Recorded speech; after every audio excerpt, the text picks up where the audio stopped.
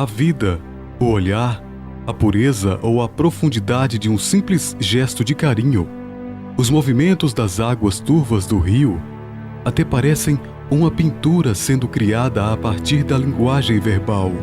Mas o que seria a semiótica em todo esse contexto?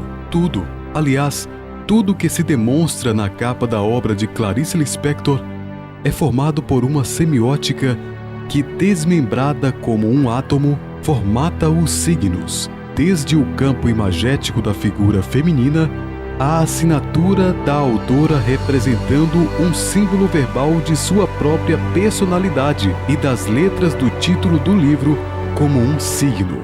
Se no jornalismo o lead formata o texto, na semiótica o como se torna o lead do objeto analisado. Nesse processo, o simples ato de tentar pegar uma água viva palpavelmente é o significante, já que a queimadura o impede de conseguir alcançar um gênero, assim como a semiose ao ser aplicada no entendimento do it, aquilo que é obra. Diante disso, a compreensão das palavras verbais constituídas sobre a mentalidade visual de uma pintora se mostra como a natureza viva da imagem cognitiva do significado, tentando formatar um significante materializado na natureza humana.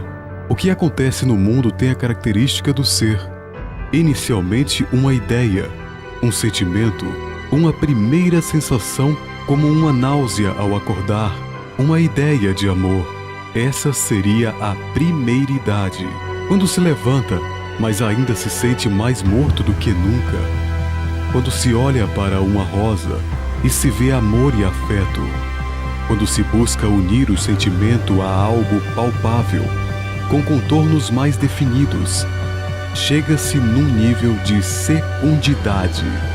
E ao racionalizar do porquê do amor, do porquê dos devaneios, quando se conclui que, para ser feliz, é necessário voltar à essência, está-se diante da terceiridade dos fenômenos do mundo, podendo-se experimentar grandes momentos de epifania.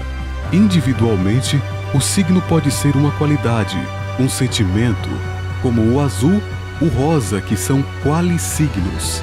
Quando o azul pode ser várias nuances na madrugada, quando o mais vivo rosa é a cor de uma flor, quando as qualidades passaram a existir no mundo, está-se diante dos sim-signos. Quando o signo representa uma convenção social, tem-se o legisigno como as próprias palavras. Mas é evidente que a experiência não se dá de forma individualizada, mas sim entrelaçada. O signo não vive sozinho, relaciona-se com outros. As imagens evocadas num quadro são ícones do que se representa. Quando se estabelece para si mesmo que O, P, Q são referências às passagens do tempo presente, passado e futuro, aquelas letras se tornam direcionadoras de uma atitude, se mostram como índices. O signo que representa uma ideia estabelecida, uma ideologia, um mito, já se tornou um símbolo como a cruz, o Sagitário. Os signos se mostram, assim, como mediadores dos fenômenos do mundo, de um algo, de um objeto, o existir e o sentir, as várias espécies de flores, o it das coisas que vivem, mas que não são individualizadas.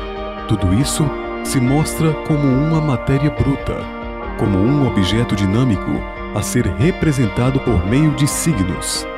A forma como, afinal, será usada para representar o viver, as agruras da experiência humana, o desespero com a morte, as flores, será a matéria transformada, moldada, o objeto imediato do signo escolhido. Os relatos da experiência humana por meio da palavra não produzem efeitos objetivos, cartesianos, o que significa que todos estão sujeitos a julgamentos e cobranças.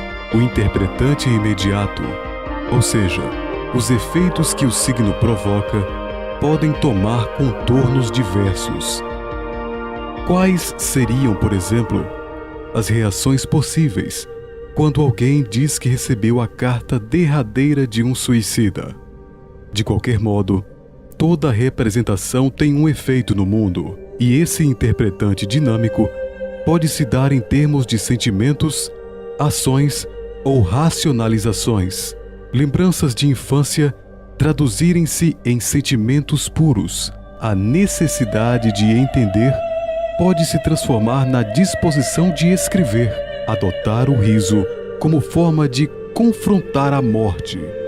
O homem dispõe da palavra e da racionalização, diferentemente das bestas feras, das corujas, das ostras, dos tigres que vivem em uma permanente placenta, que vivem apenas seu instante e seu instinto, e não têm a sua essência transfigurada constantemente por ideias dos outros.